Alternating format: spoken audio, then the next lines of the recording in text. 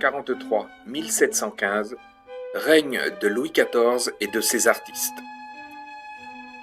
Dans l'écurie du roi Soleil, de son prénom de baptême Louis Dieudonné, figurent les peintres Lebrun, 1619-1690, Mignard, 1610-1695, et Watteau, 1684-1721, mais aussi l'architecte Ardouin-Mansart, 1646-1708, le musicien Lully, 1632-1687, le jardinier Lenôtre, 1613-1700, les dramaturges Jean-Baptiste Poquelin, dit Molière, 1622-1673, et Corneille, 1606-1684, le tragique Racine, 1639-1699, l'écrivain Boileau, 1636-1711, le fabuliste La Fontaine, 1621-1695, le conteur Perrault, 1628-1703, le moraliste La Bruyère,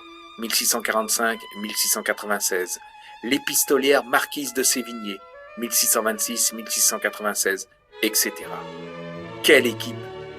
Comme quoi, question culture, Loulou la perruque avait un sacré nez de Bourbon. Si ça s'était passé aujourd'hui,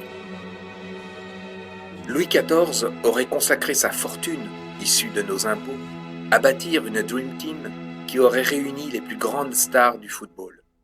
Sa technique proposait une naturalisation express et une rémunération mensuelle non imposable, plus que conséquente, à tout étranger du moment qu'il était le meilleur du monde à son poste.